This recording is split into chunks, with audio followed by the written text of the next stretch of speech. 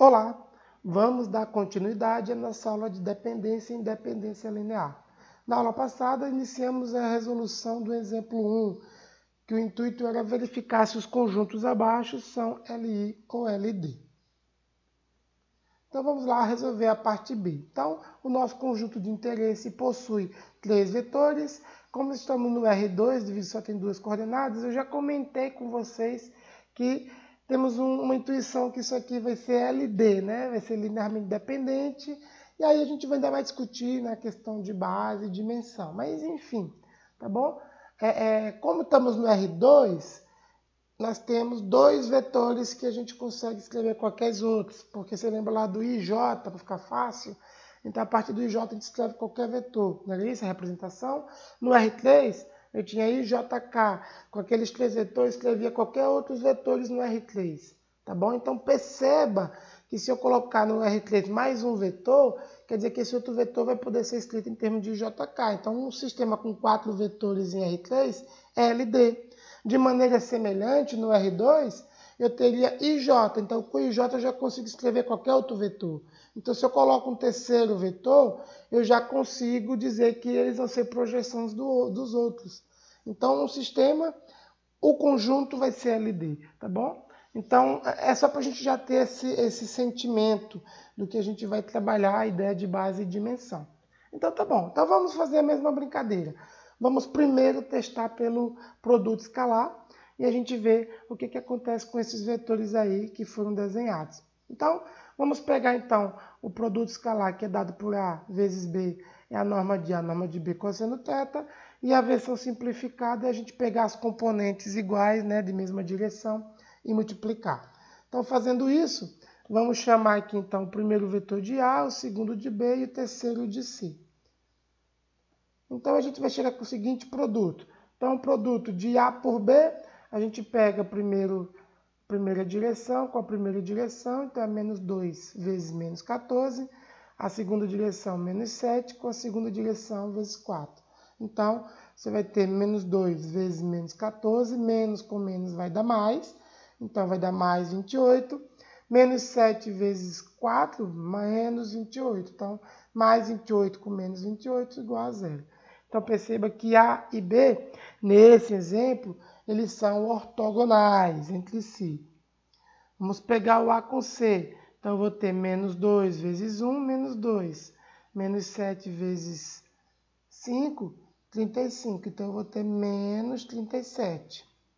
E o próximo, note que a gente já tem menos 37, já significa dizer que o conjunto todo é LD. Tá bom? Quer dizer que existe uma projeção de A sobre C, então, portanto, existe uma combinação linear desses vetores, tá bom? Que faz com que a soma dê zero. É isso que quer dizer. Então, quando eu tomo o produto escalar e já achei algo diferente de zero, quer dizer que existe projeção, tá bom? Então, já acabou aqui pela conta. Mas, vamos fazer o C para você ver que também existe mais um, que no caso o C pode ser escrito aqui como projeção em B, olha lá, B vezes C, vai ser menos 14 com 1, e 4 vezes 5 vai dar 20, então a gente vai ter um resultado igual a 6.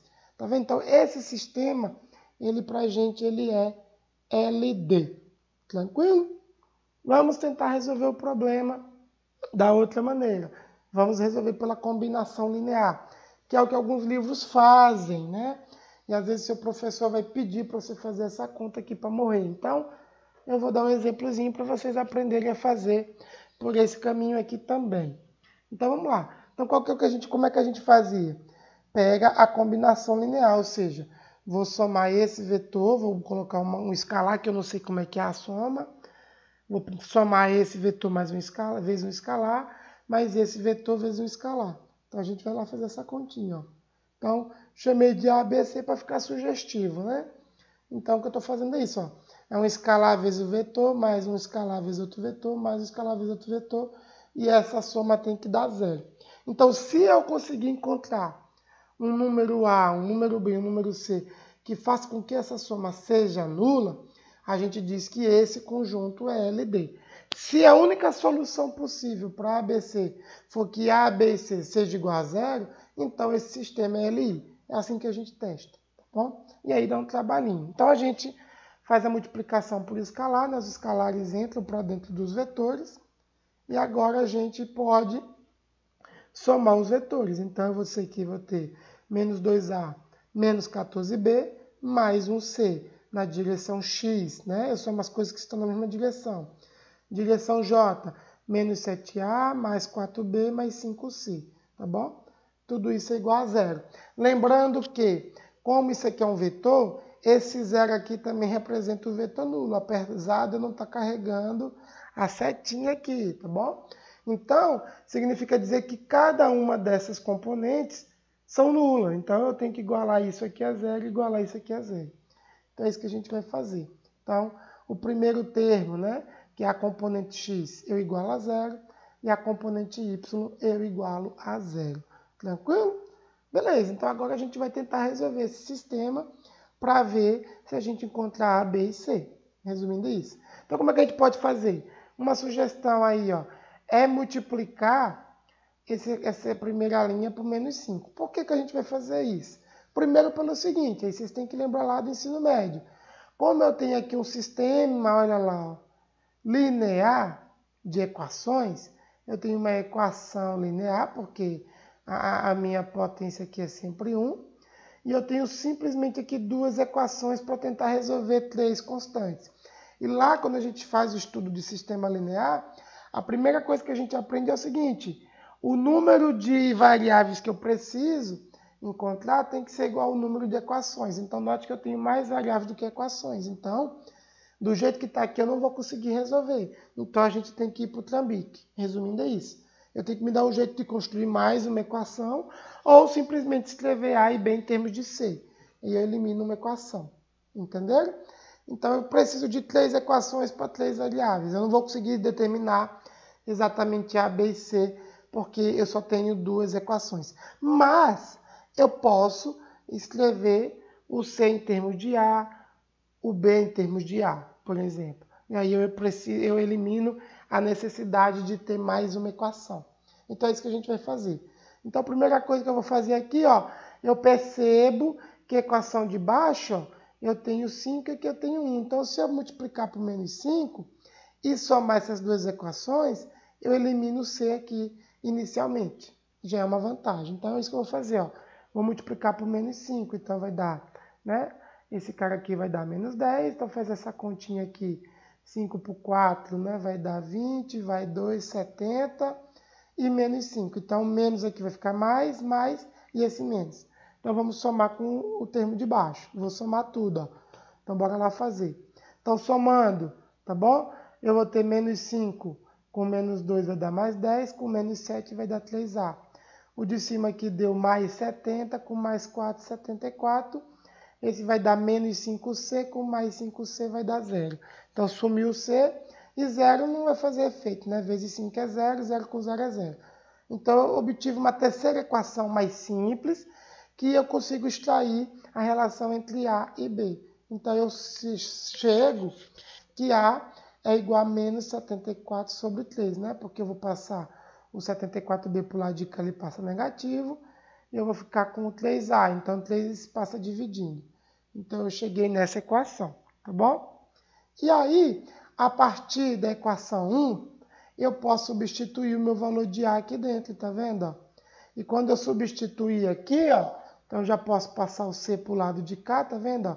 Vai ficar negativo, percebe aí? Então, eu consigo achar uma relação entre C e B, porque eu substituo, ó, o A aqui, e faço essa continha, eu vou chegar aqui C é igual a menos 106 sobre 3B, tá bom?